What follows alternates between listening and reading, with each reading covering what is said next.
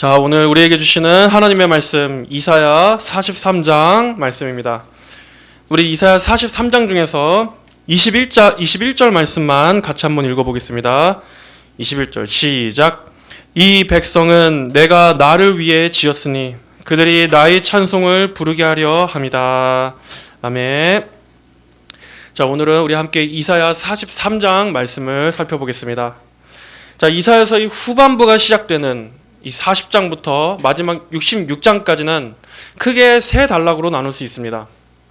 그 중에서 첫 번째 단락이라고 할 수 있는 이사야 40장부터 48장까지의 내용에서는 하나님의 백성들의 포로 귀환과 회복에 대한 예언을 다루고 있는 장입니다. 이 말씀들은 이사야 선지자가 지금 현재 활동하고 있는 이 시기를 다룬 말씀이 아닙니다. 그보다 더 한참 뒤인 약 150여 년이나 지난 뒤의 일들을 미리 예언한 내용들입니다. 그러니까 지금 이 말씀을 받았을 당시에 백성들에게는 아직 그 일들이 닥치지 않았던 때였습니다. 하지만 하나님께서 말씀하신 대로 그들이 바벨론의 포로로 끌려가게 될 거라는 예언이 성취된 뒤에 그들은 포로된 상태에서 오늘의 이 말씀들을 기억하게 될 것입니다. 현재는 타국에서 포로의 신세로 하루하루 절망 속에 있지만 하나님께서 그들을 포로에서 건지실 것이며 다시 그들을 고국 땅으로 돌려보내시겠다는 이 말씀들을 기억함으로써 그들이 소망을 얻게 하시기 위해 오늘의 예언들을 주신 것입니다. 그래서 40장의 시작은 먼저 위로로 시작했습니다.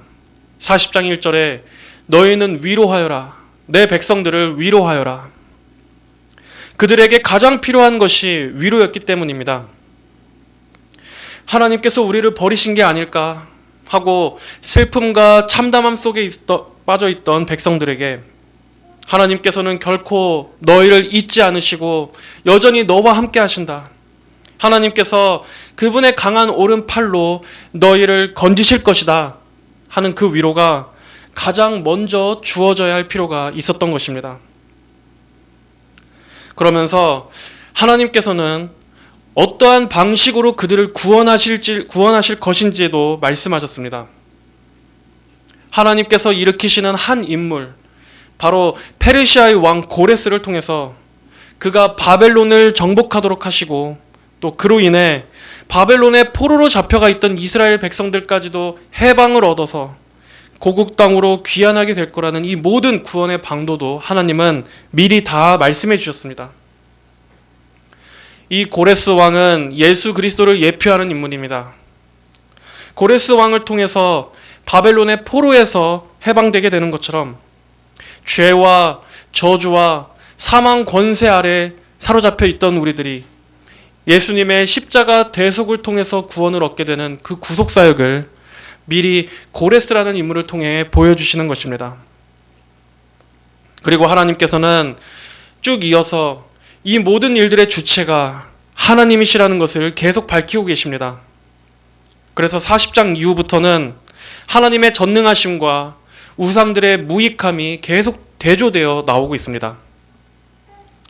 그만큼 유다가 하나님을 믿지 않고 자꾸 우상을 의지하고 또 다른 강대국들을 의지했기 때문에 이것이 그들의 고질적인 죄악이었기 때문에 하나님께서는 그들의 그 어리석음을 벗겨내시기 위해서 우상이 얼마나 헛된 것인지에 대해 여러 차례 말씀하십니다. 내가 이 세상을 다스리고 나라와 역사들을 움직이는 게 나의 손에 있는데 왜 너희는 나를 바라보지 않고 자꾸 헛된 것을 의지하느냐? 내가 시작이고 끝이다. 나 여호와만이 장래의 일을 말해줄 수 있을 뿐만 아니라 나는 그것을 행할 능력도 있다. 내가 바로 너희의 하나님이다. 하나님은 계속 이걸 말씀하고 계신 겁니다. 그러면서 이제 오늘의 43장이 이어집니다. 자, 우리 43장의 1절 말씀을 보겠습니다. 1절 야곱아 이제 너를 창조하신 여호와께서 말씀하신다. 이스라엘아 너를 지으신 분께서 말씀하신다. 여기서 이제 너를 창조하신 여호와, 여기서 이 이제의 더 정확한 의미는 그러나 라는 의미가 내포하고 있습니다. 그러나 라는 의미를 내포하고 있습니다. 그러니까는 앞에 전개되던 내용에서 이제 전환이 되는 겁니다. 그러면 앞의 내용은 어떤 내용이었냐? 바로 이 앞장 42장의 후반부의 말씀들을 가리킵니다. 여기서 하나님께서는 그들의 어리석음을 책망하셨었습니다. 42장 18절을 보면 이렇게 말씀하십니다. 귀머거리들아 너희는 들어라. 맹인들아 너희는 밝히 보아라. 누가 맹인이냐? 내 종이 아니냐? 지금 이 말씀은 누구에게 귀머거리고 맹인이라고 말하는 겁니까? 바로 내 종, 하나님의 백성들인 이스라엘을 가리키는 것입니다. 하나님께서 그토록 자기들을 선하게 인도해 주셨고 또 구원은 오직 하나님께만 있다는 것을 여러 번 말씀해 주셨음에도 여전히 듣지 못하고 보지 못하고 있는 이 어리석은 백성들에 대해서 하나님께서는 지금 이 귀머거리와 맹인들아 라고 질책하고 계시는 겁니다. 그리고 그들의 그러한 징계를 불러왔습니다. 그러나 오늘의 43장에서는 그러나 이제라고 분위기가 전환됩니다. 야곱아, 그러나 이제 너를 창조하신 여호와께서 말씀하신다. 아무리 그들이 하나님 말씀을 듣지 않고 순종에 더디었을지라도 내가 어찌 너희를 버릴 수 있겠느냐 하는 이 아버지의 심정으로 하나님께서 이들을 끌고 가시겠다는 겁니다. 우리는 그러한 하나님의 마음을 알 수 있습니다. 그것은 하나님께서 여기에서 자기 백성을 야곱이라고 부르는 데서도 알 수 있습니다. 야곱은 어떠한 인물이었습니까? 야곱은 참 흠이 많은 인물이었습니다. 야곱이라는 그 이름부터가 속이는 자, 발꿈치를 잡은 자라는 뜻이었습니다. 그는 형 에서를 속여서 장자권을 취했습니다. 젊었을 때의 야곱은 꾀가 많고 간사하고 또 욕심이 많았던 인물이었습니다. 그러나 하나님께서는 그런 야곱을 통해서도 하나님의 구속사를 이루어 가셨습니다.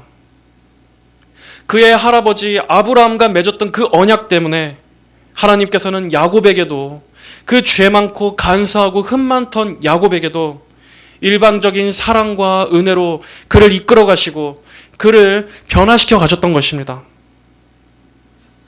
이처럼 이스라엘이 늘 하나님 앞에서 죄악되었어도 하나님께서는 결코 그 사랑을 거두시지 않으셨습니다.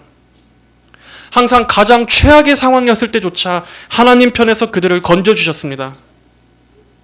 죄가 클수록 그 큰 죄를 씻어주신 하나님의 용서는 더 크게 드러납니다.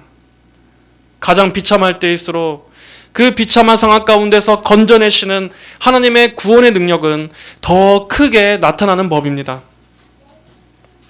이스라엘 백성들의 이 고집과 또 불순종에도 하나님께서는 그들을 포기하지 않으시고 건져내 주시는 것을 통해 하나님께서는 우리에게 불변하시는 언약적 사랑, 택하신 자녀들에 대한 이 하나님의 변함없는 그 사랑을 보여주십니다.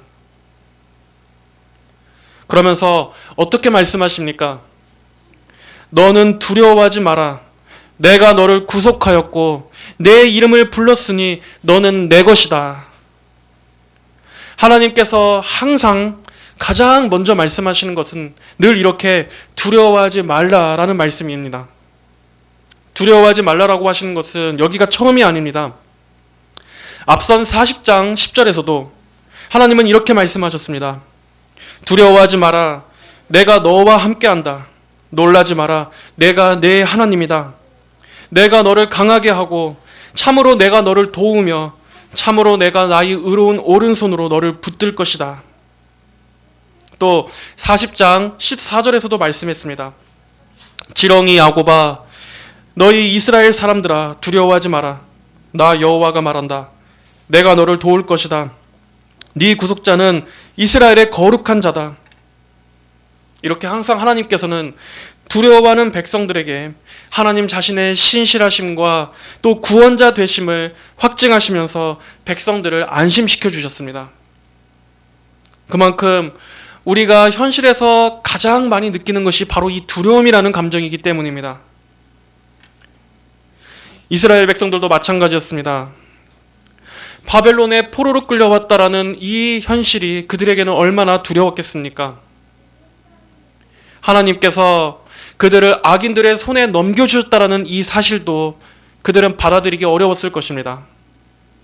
하나님의 언약과 은총은 다 끊어져 버린 것만 같고 그 어디에도 도움이 없다라는 생각, 하나님마저 우리를 더 이상 도우시지 않는다라는 이 생각이 그들을 가장 두렵게 만들었을 것입니다.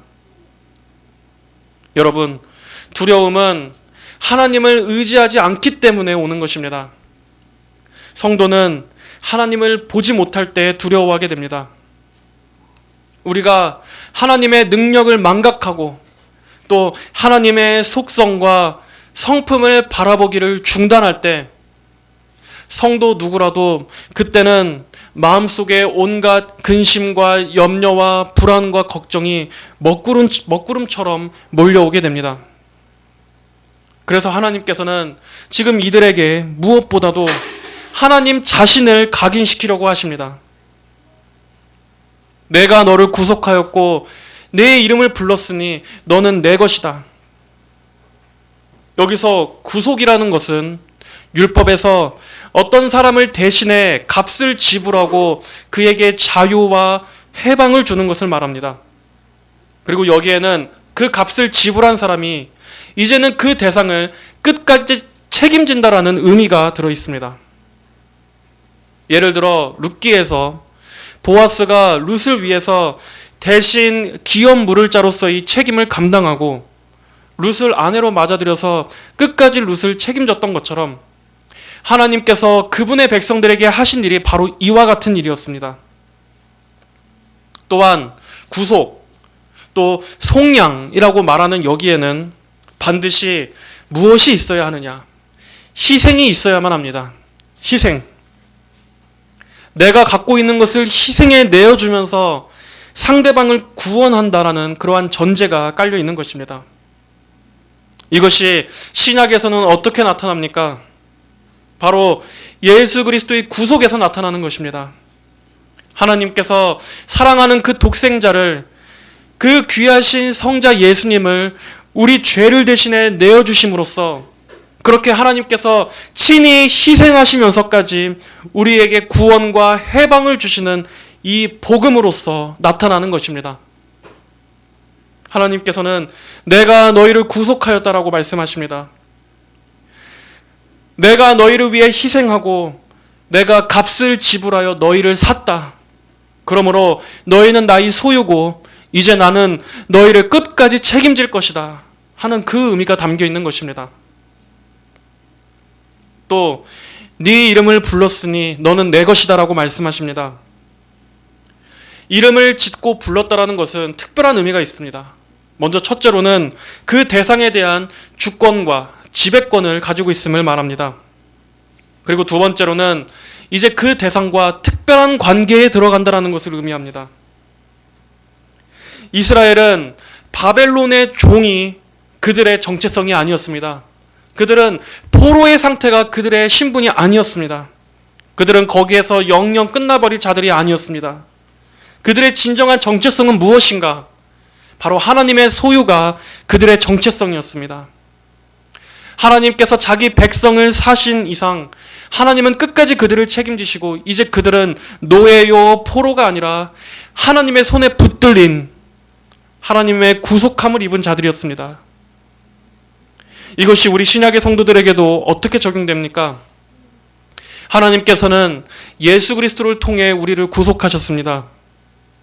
하나님께서 우리 성도들 각자를 지으시고 우리를 아시고 우리의 이름을 불러주셔서 우리를 소유 삼아 주셨습니다. 그러므로 우리의 신분은 무엇입니까? 우리는 이제 더 이상 이 세상에 눌러 앉아 있을 자들이 아닙니다. 이 세상의 어둠 가운데 절망하고 있을 자들이 아닌 것입니다.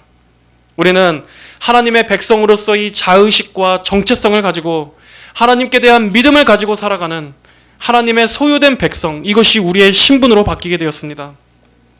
그리고 우리 성도들은 이제 이 사실을 믿으며 살아가야 합니다.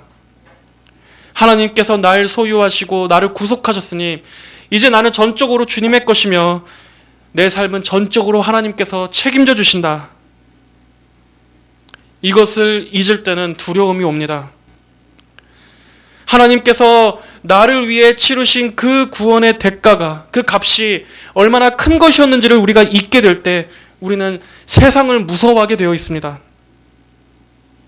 그러나 하나님의 이 구속의 은혜, 하나님께서 그 아들의 피를 값주고 사신 이 구원의 은혜를 항상 기억하고 명심하십시오. 그러면 두려움은 그 즉시 사라지게 될 것입니다. 하나님을 바라보면 두려움이 사라지지만 두려운 상황을 바라보면 하나님이 사라집니다. 믿음이 사라집니다. 나의 정체성을 잃어버리고 맙니다. 우리 성도들은 매 순간 매 순간이 치열한 영적 전쟁입니다. 우리의 믿음이 서느냐 무너지냐 하는 이 믿음의 싸움에서 우리는 절대 지지 말아야 합니다. 마귀는 항상 이 믿음을 허물어뜨리려고 합니다. 하나님의 사랑에서 우리를 끊어내 버리려고 합니다. 우리가 삶 속에서 어떤 큰 위기에 닥치게 되었을 때, 날마다 하루하루의 삶이 마치 벼랑 끝에 있는 것처럼 그렇게 위태로울 때, 그럴 때 우리는 두려움에 사로잡히게 됩니다. 그래서 하나님의 말씀도 잘 들리지 않을 때가 있습니다.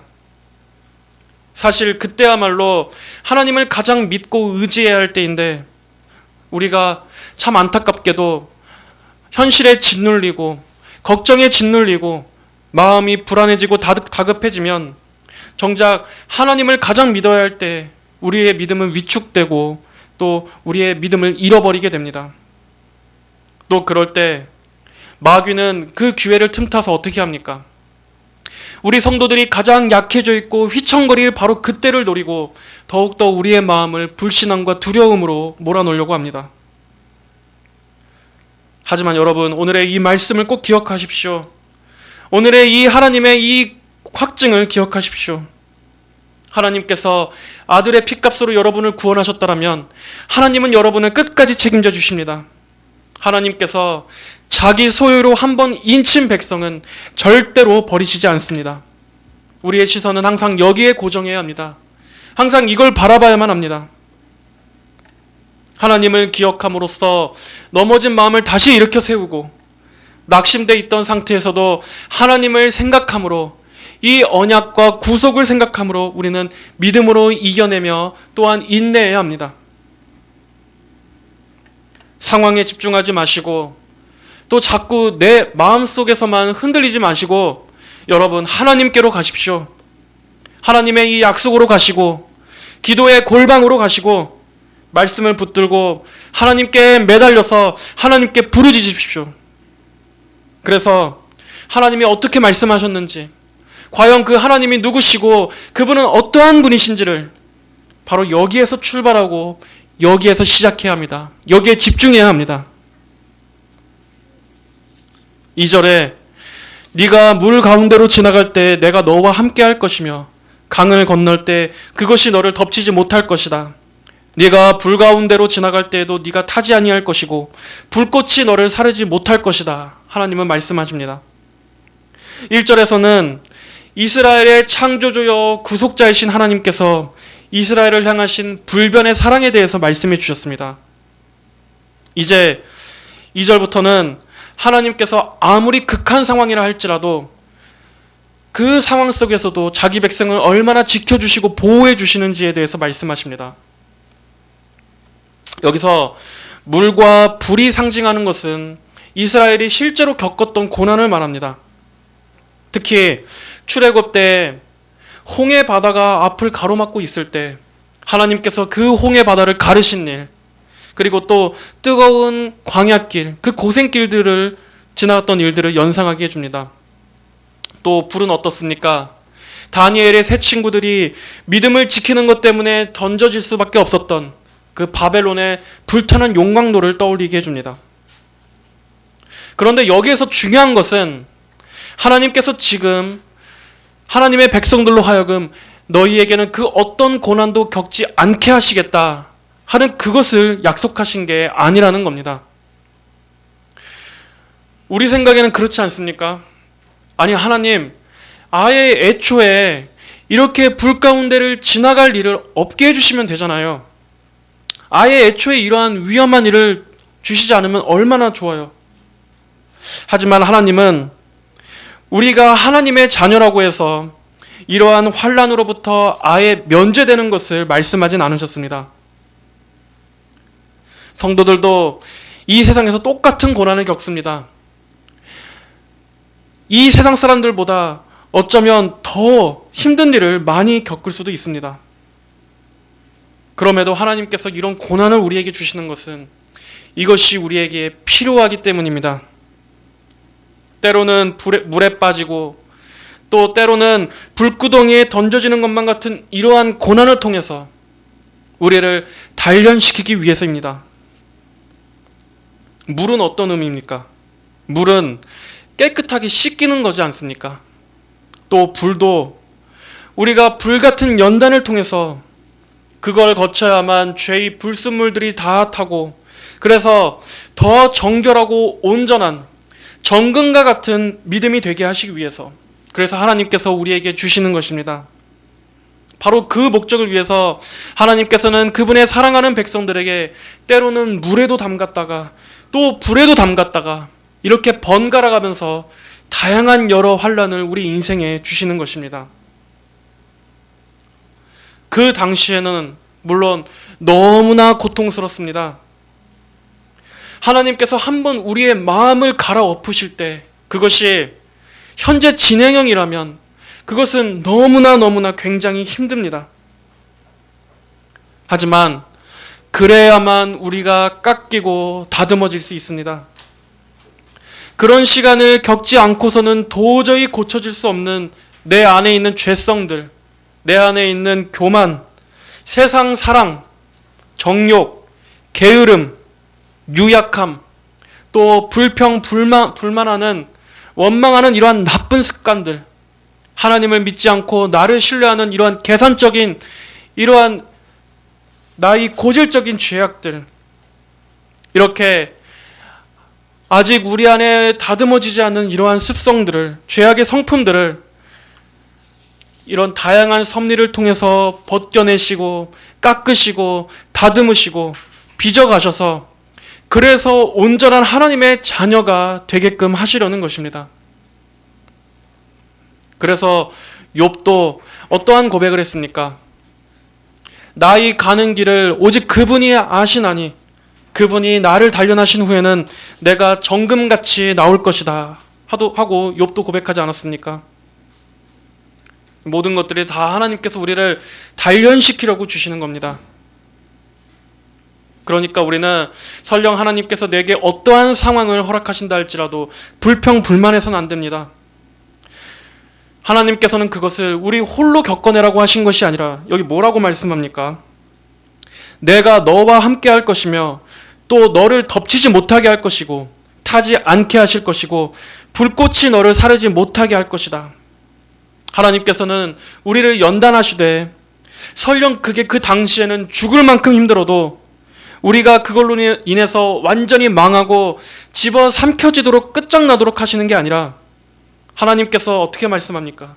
내가 너와 함께 할 것이며 그 시간에도 하나님이 이렇게 우리와 함께 주신다고 말씀하고 있지 않습니까? 하나님은 고난을 면제해 주시는 것이 아니라 그 고난을 믿음으로 이겨낼 수 있는 힘을 주십니다. 우리로 인내하게 하시고 또 계속 믿음의 싸움을 하게 하셔서 그로 인해 더 하나님을 실제적으로 알고 의지하고 신뢰할 수 있도록, 그래서 성도 모두에게는 이러한 경험은 반드시 필요한 것이고 우리는 절대 이것을 피해서는 안 됩니다. 결국 이런 시간은 성도 누구라면 다 거치게 됩니다. 이것을 거쳐야 성화가 됩니다. 이러한 과정이 있어야 실제로 하나님을 진정으로 알게 되는 것입니다.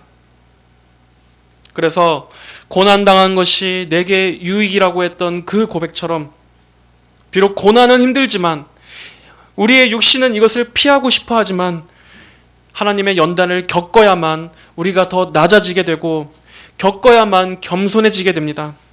그리고 이러한 고난을 겪어야만 우리는 단단해질 수 있습니다. 그러므로 힘들어도 성도 여러분들은 이러한 하나님의 연단을 믿음으로 잘 이겨내십시오. 하나님께서는 사랑하는 자를 고난으로 이끄십니다.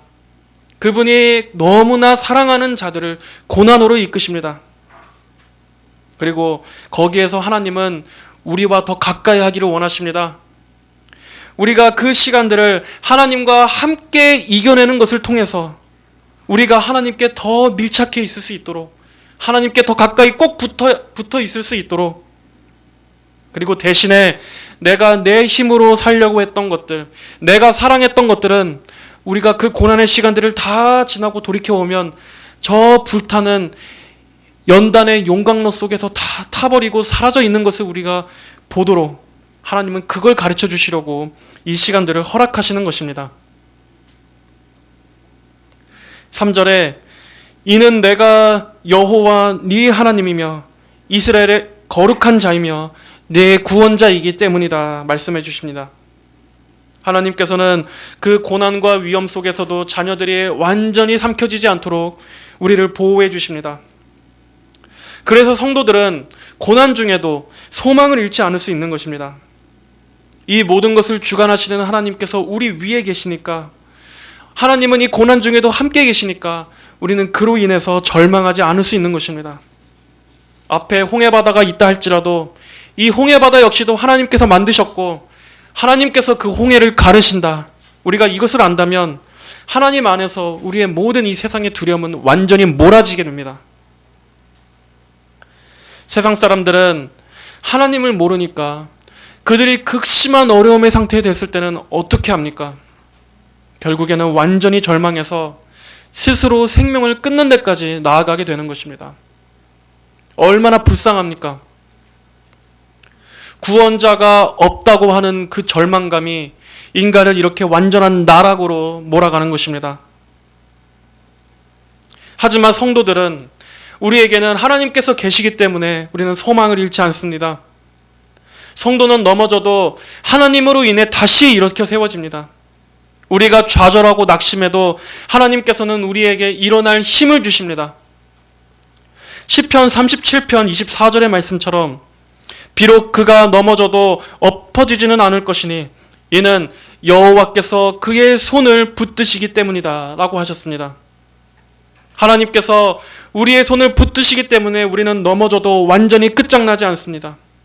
그러므로 이러한 경험들을 자주 많이 축적하는 것은 우리의 성화에 유익이 됩니다. 더 믿음이 단단해지는 계기가 되는 것이고 여러 가지 환난과 시험에 굳은 살이 박히게 되는 것입니다. 이어서 3절 하반절에는 이렇게 말씀합니다. 내가 이집트를 너희 속량물로 에티오피아와 스바를 너를 대신하여 주었다. 자, 이 말씀은 어떻게 해석해야 됩니까? 몇 가지 해석들이 있지만 제일 주류 해석은 하나님께서 이스라엘 백성들을 구원하시기 위해서 페르시아 왕 고레스에게, 그 고레스 왕에게 바벨론을 정복할 수 있는 힘을 주시고 또 이집트와 에티오피아와 스바를 정복하도록 허락하셨다 하는 그러한 해석입니다.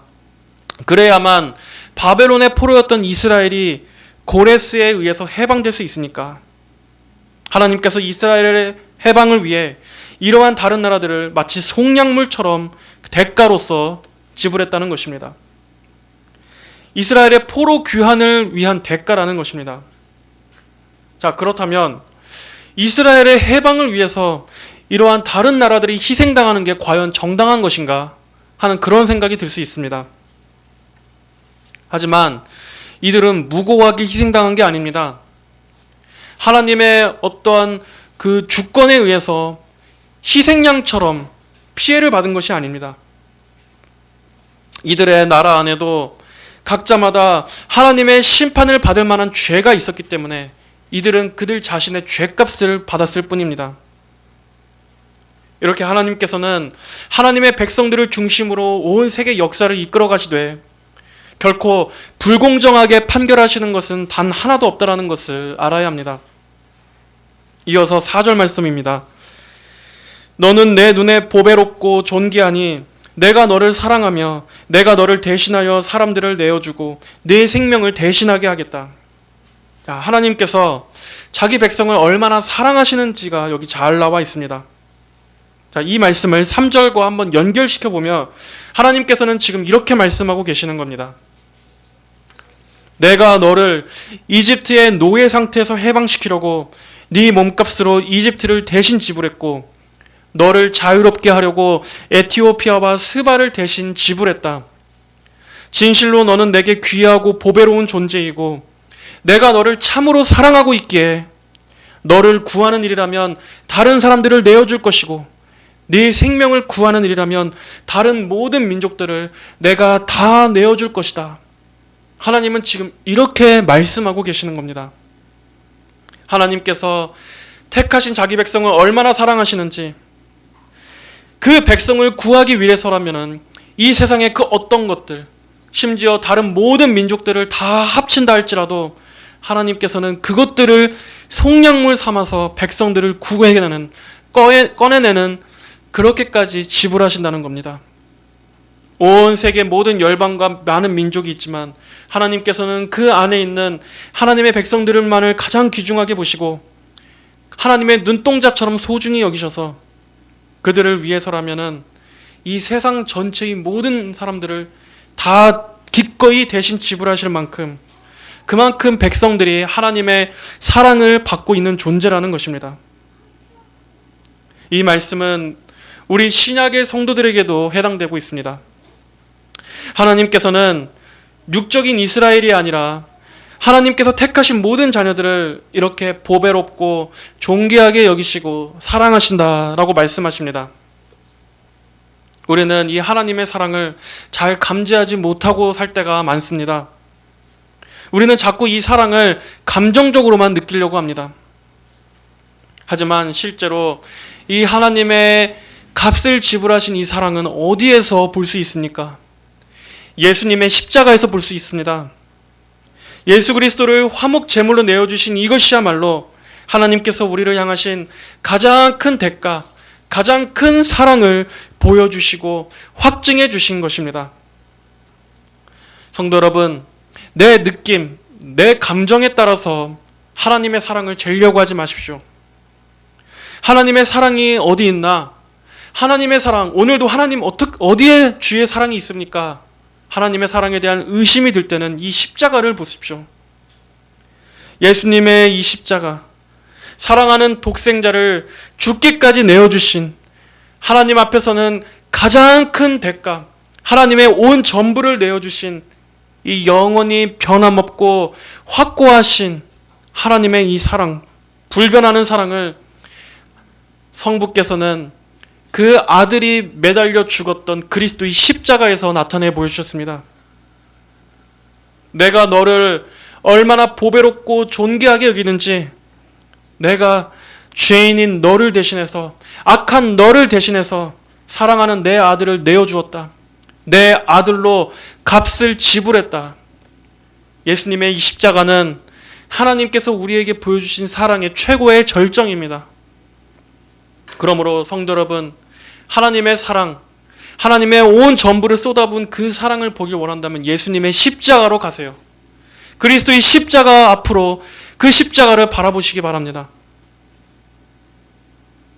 5절에 두려워하지 마라. 이는 내가 너와 함께하기 때문이다. 내가 네 자손을 동쪽에서 데려올 것이며 서쪽에서 너를 모을 것이고 내가 북쪽에게 놓아라 말하며 남쪽에게 붙잡지 마라 말하겠다. 내 아들은 먼 곳에서 내 딸들을 땅끝에서 데려오고 내 이름으로 부름을 받은 모든 자 곧 내가 창조한 자를 데려오라. 그들을 내가 짓고 만들었다. 하나님은 말씀하십니다. 이 말씀은 바벨론과 아수르의 포로로 끌려가서 그 근방에 여러 지방 곳곳에 흩어져 있던 하나님의 백성들을 이제 불러 모으시겠다는 뜻입니다. 이것은 오늘날의 교회의 사역을 통해서도 성취되고 있습니다. 세계 각국과 여러 민족들에 흩어져 있는 하나님의 백성들, 하나님께서 구원으로 택하신 백성들을 오늘도 복음으로 부르시고 우리에게 그리스도 안에 있는 자유와 해방으로 우리를 이끌어 주십니다. 그리고 하나님께서는 자기의 백성을 아십니다. 그가 어디에 있든지, 여기 말씀하듯이 내가 북쪽에서 놓아라 말하며 남쪽에게 붙잡지 마라 말하겠다. 하나님께서 택하신 백성이면 그 어떤 것도 그들이 하나님께 이끌리는 것을 막을 수가 없습니다. 하나님께서는 택하신 자기 백성을 반드시 꺼내어내십니다. 한 사람도 빠뜨리지 않고 다 그리스도 안으로 부르시는 것입니다. 자, 이제 이어지는 8절부터 13절까지에서는 하나님께서 법정의 한 장면처럼 과연 하나님과 이방신 중에 누가 참 신인지를 한번 분간해 보라고 지금 이스라엘을 증인으로 세워놓으시는 그러한 장면이 나옵니다. 눈이 있으나 보지 못하고 귀가 있어도 듣지 못하는 백성을 데려오너라. 자, 여기서 이스라엘을 포함한 온 민족을 지금 불러 모으시는 것입니다. 모든 민족들이 함께 모였고 백성들이 집결하였는데 그들 중 누가 이 일을 말하며 이전 일들을 우리에게 보이겠느냐? 그들이 증인들을 세워서 자기들이 의로움을 증언하고 그들이 듣고 그것이 진실이다 라고 말하게 하여라. 우상을 섬기는 자들에게 과연 너희가 믿는 그 우상이 장래일들에 대해서 말해줄 수 있는지, 그리고 또 과연 그 우상은 너희가 정의로운가, 그 우상이 정의로운지 한번 증언해 보라는 것입니다. 하지만 그들은 아무런 말도 할 수 없습니다. 실제로 우상은 앞날에 대해서 정확하게 예언할 수 없기 때문입니다. 그리고 또 우상들은 결코 도덕적이거나 의로울 수가 없습니다. 왜냐? 도덕과 전지전능하심과 의로우심은 오직 하나님만 가지고 있는 속성이기 때문입니다. 여기서도 우상이 얼마나 헛되고 거짓된 것인지가 지금 드러납니다. 여호와께서 말씀하신다. 너희는 나의 증인이며 내가 선택한 나의 종이니 이는 너희가 나를 알고 믿으며 내가 그인 줄 깨닫게 하려 함이다. 나보다 앞서 지음을 받은 신이 없으며 내 후에도 없을 것이다. 나 곧 나는 여호와이다. 나 외에는 구원자가 없다. 너희 중에 다른 신은 없으며 내가 선언하였고 내가 구원하였으며 내가 보여주었으니 너희는 나의 증인들이며 나는 하나님이다. 여호와의 말이다. 또한 예로부터 내가 그이니 내 손에서 빼앗을 자가 없고 내가 하는 일 그것을 누가 돌이킬 수 있겠느냐. 자, 하나님은 이렇게 법정을 여시고 과연 하나님과 우상 중에서 누가 진정한 참 신인지를 다투고 계십니다. 하지만 우상은 감히 하나님과 비교할 수 없습니다. 오직 하나님만이 참 신이시고 하나님만이 진정한 유일한 구원자이시기 때문입니다. 반대로 이방신들은 자기의 능력을 입증해 줄 증인조차 찾을 수 없습니다. 그러나 하나님께는 증인이 있습니다. 누가 하나님의 증인이 되어줄 수 있습니까? 바로 이스라엘 백성들이었습니다. 그들은 하나님의 능력을 직접 체험해 왔고 이스라엘의 태동부터 그 조상 때로부터 모든 그 역사 가운데 하나님께서 항상 그들 위에 계셨기 때문에, 그들 역사 가운데 역사해 주셨기 때문에 그들은 하나님의 능력을 증언할 수 있었습니다. 14절에 너희의 구속자이시며 이스라엘의 거룩하신 분 여호와께서 이같이 말씀하신다. 너희를 위하여 내가 바빌로니아에 그들을 보내어 모든 갈대아 사람들이 도망하여 내려가게 할 것이니 그들이 즐거워하던 배로 내려가게 할 것이다. 나는 여호와 너희의 거룩한 자이고 이스라엘의 창조자이며 너희 왕이다. 바벨론이 페르시아 왕 고레스에 의해서 정복될 것을 말씀하는 것입니다. 그리고 이 일은 하나님의 손에 의해서 된 일이라는 것을 말씀하고 계십니다. 자, 여호와께서 말씀하신다. 바다의 길을 거센 물 가운데 통로를 내시며 병거와 말과 군대와 전사를 이끌어내어 그들이 다 함께 엎드려져 일어날 수 없게 하고 그들이 소멸하여 심지처럼 꺼져가게 하신다. 자, 이것은 어떤 사건을 연상시킵니까? 출애굽 사건을 떠올리게 해줍니다. 하나님의 보호하심으로 이스라엘 백성들은 홍해바다를 무사히 건넜지만 뒤따라 추격해오던 이집트 군대는 하나님께서 다시 물을 가두심으로 그들이 물속에서 모두가 다 전멸했던 그 사건을 말합니다. 이스라엘 백성들은 이것을 경험했기 때문에 그들은 하나님의 증인이 될 수 있었습니다. 그리고 하나님은 이어서 말씀하십니다. 18절에 너희는 이전 일들을 기억하지 말며 옛적 일들을 생각하지 마라. 보아라, 내가 새 일들을 행할 것이니 이제 그것이 나타날 것이다. 너희는 그것을 알지 못하겠느냐? 참으로 내가 광야의 길을 사막의 강을 낼 것이다. 자, 하나님께서 앞으로 하실 일은 이전 일, 즉 옛적에 있었던 이 출애굽 사건 때보다 더 놀라운 구원을 이루게 될 것이라는 말입니다. 그러므로 이제 백성들은 너희는 더 큰 새로운 영광을 기대하라. 하나님은 말씀하셨습니다. 그것은 불가능한 일 같을 것입니다. 광야의 길을 내고 사막의 강을 내는 것처럼. 하지만 그 일은 오직 하나님만 하실 수 있습니다. 자, 이것은 1차적으로 바벨론의 포로였던 이스라엘 백성들이 다시 예루살렘에 돌아오게 되는 것을 말합니다. 하지만 궁극적으로는 어디에서 성취됩니까? 예수 그리스도의 오심으로 인해서 열방의 죄인들이 구원의 은총을 입고 주님의 품으로 돌아오게 되는 그 영적인 귀환을 말하는 것입니다. CCM에서 오늘 이 18절의 구절로 가사를 쓴 찬양이 있는데, 보통 사람들은 이 가사를 하나님께서 내 개인의 삶 속에서 앞으로 새롭게 행하실 일들, 그러한 의미로 적용해서 부르는데, 원래 이 말씀은 예수님의 초림을 예언하는 구절입니다. 우리는 CCM 가사도 바르게 적용해야 합니다. 자, 20절 보겠습니다. 들짐승들 곧 이리와 타조들이 나를 존경할 것이니 이는 내가 광야에서 물을 주고 사막에 강을 내어 나의 백성, 나의 택한 자가 마시게 할 것이기 때문이다. 이 백성은 내가 나를 위해 지었으니 그들이 나의 찬송을 부르게 하려 함이다. 자, 여기서 하나님께서 백성들을 구원하시는 궁극적 목적이 나옵니다. 바로 이러한 하나님의 구원을 만방에 선포하고 하나님의 영광을 찬송하게 하시기 위해서입니다. 이것은 신약의 베드로전서 2장 9절에서도 동일하게 나옵니다. 베드로전서 2장 9절.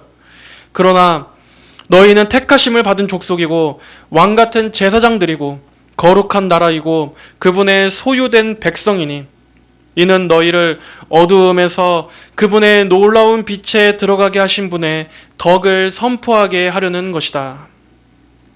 하나님께서 우리를 구원해 주신 이유는 무엇입니까? 하나님의 구원의 능력을 선포하고 찬양하고 또 이것을 즐거워하도록 우리를 구원해 주신 것입니다.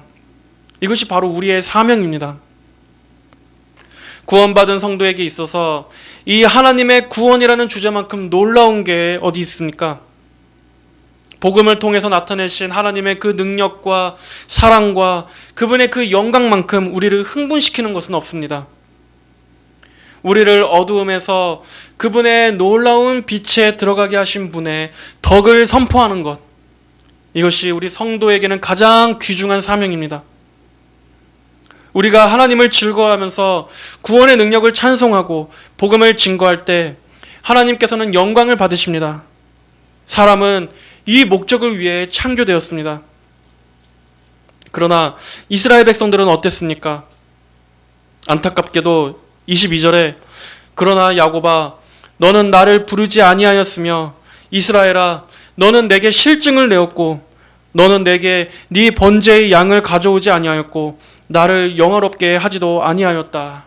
하나님 말씀하십니다. 정작 이 당시의 이스라엘 백성들은 하나님의 영광을 드러내는 이 소명대로 반응하지 않았었습니다. 그들은 하나님을 찾지 않았고 하나님에 대해 실증을 냈습니다. 대신에 하나님보다는 이 세상을, 다른 우상을 더 열렬히 쫓았습니다. 그들이 종교적 외양을 갖추고 있지 않았던 것은 아니었습니다. 그러나 그들은 외양뿐이었습니다.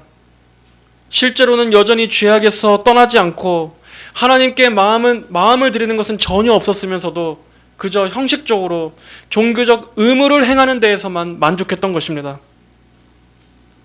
나는 예물 때문에 너를 수고롭게 하지 않았으며 유향 때문에 너를 괴롭게 하지 않았으나 너는 나를 위하여 돈으로 향을 사지 아니하였으며 내 희생제물의 기름으로 나를 흡족하게 하지도 않았고 도리어 너는 내 죄들로 나를 부담스럽게 하였으며 내 죄악으로 나를 괴롭혔다. 하나님께서 원하시는 것은 종교적 의무가 아닙니다. 형식적인 신앙이 아닙니다.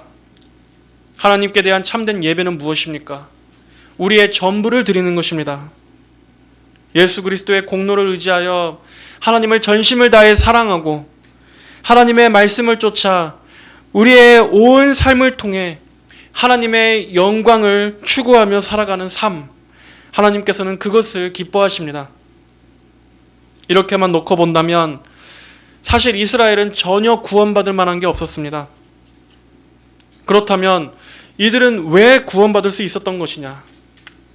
25절에서 하나님은 말씀하십니다.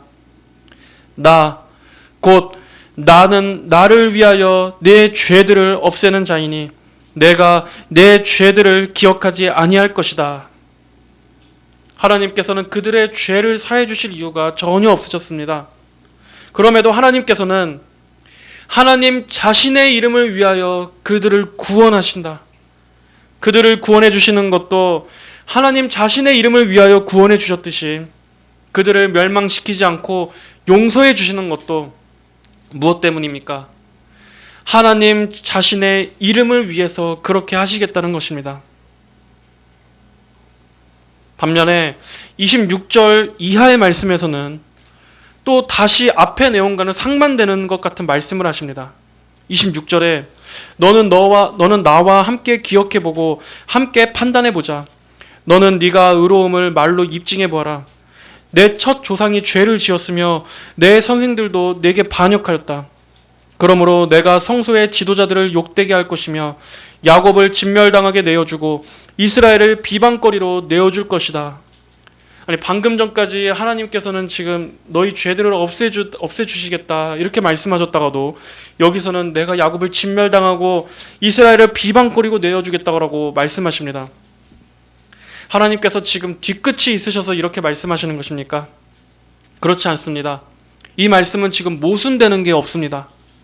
하나님께서는 이스라엘을 향해서 너희 자신들의 죄를 돌아보고 너희가 구원받은 것이 절대로 너희의 선함이나 의로움 때문이 아니라는 것을 너희가 자각하고 그럼에도 너희를 구원하는 것은 바로 나의 전적인 긍휼과 신실하심 때문이라는 것을 지금 깨닫도록 이렇게 하시는 것입니다. 자, 이렇게 우리가 이사야 43장 28절까지의 말씀을 지금 우리가 간략하게나마 살펴봤습니다. 하나님께서 내가 너를 구속하였고 네 이름을 불렀으니 너는 내 것이다 하는 이 말씀 안에는 우리의 구원의 절대성이 있습니다. 보시다시피 이스라엘은 언제나 하나님의 창조 목적에 합당하지 못했었습니다. 그들은 하나님 앞에서 결코 자신들의 어떠함 때문에 스스로 우리가 이랬기 때문에 구원받을 수 있었다라고 내세울 수 있는 게 아무것도 없었습니다.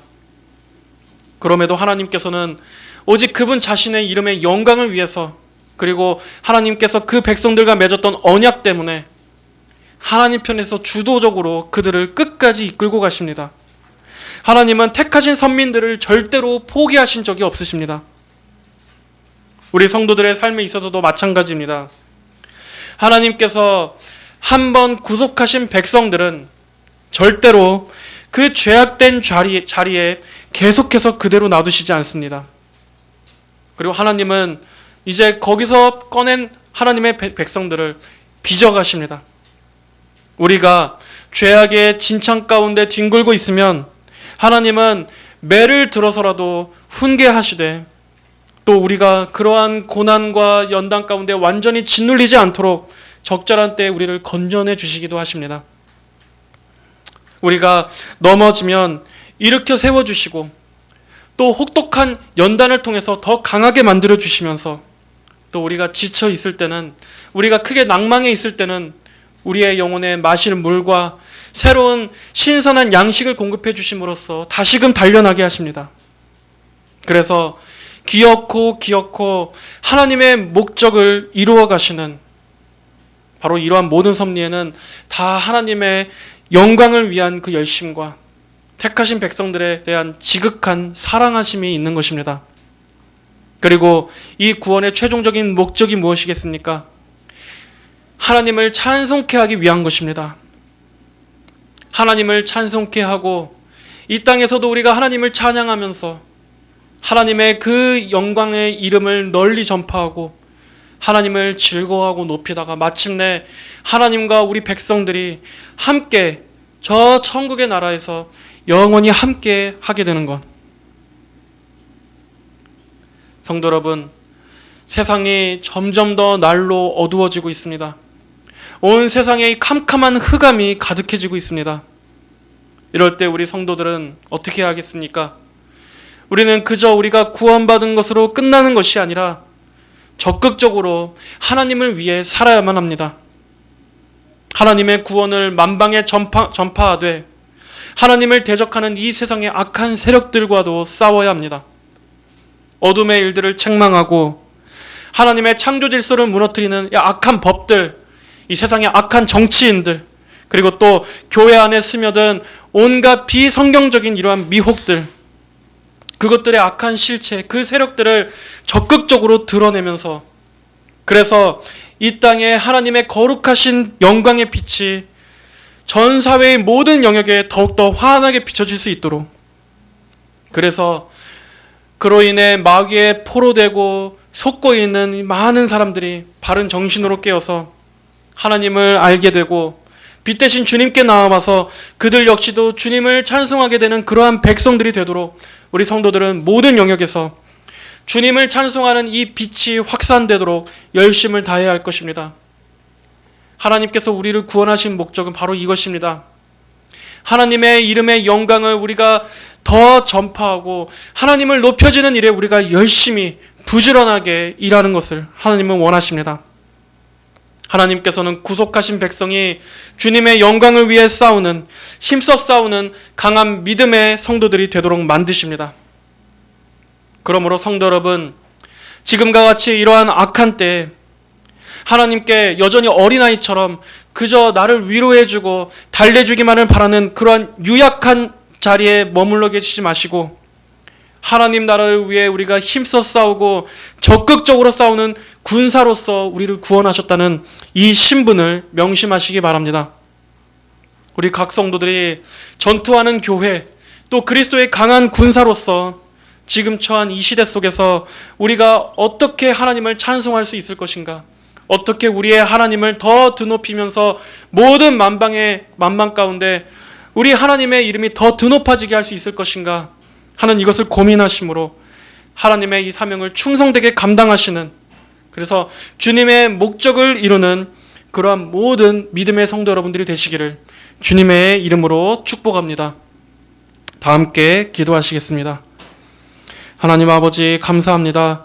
오늘은 하나님께서 영원전부터 우리를 예수 그리스도의 피값으로 구속하시고 우리 각 성도들의 이름을 불러서 그리스도 안으로 인도해 주시고 우리를 소유 삼아 주신 이 하나님의 사랑에 대해 살펴보았습니다.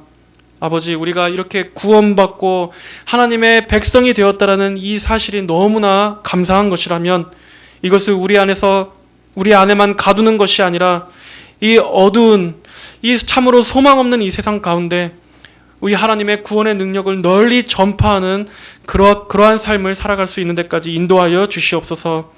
이 세상은 하나님의 이름이 드높아지고 주님의 영광이 빈다는 것을 기뻐하지 않습니다. 오히려 그것을 방해하고 하나님의 이름을 어떻게든 제거하려고 합니다. 아버지, 그러나 하나님께서는 우리를 하나님을 찬송케 하기 위하여 지으셨다고 하셨사오니 아버지, 우리 모든 성도들이 이 세상의 어둠의 세력, 흑암의 세력들, 악의 세력들과 싸우며 하나님을 더 크게, 또 하나님의 그 의를 전파하는 그러한 그리스도의 군사로서 주님의 사명을 잘 감당할 수 있게 우리에게 하나님 전신갑주 입혀주시고 강하게 무장시켜 주시옵소서. 감사드리며 살아계신 예수님의 이름으로 기도하였습니다. 아멘.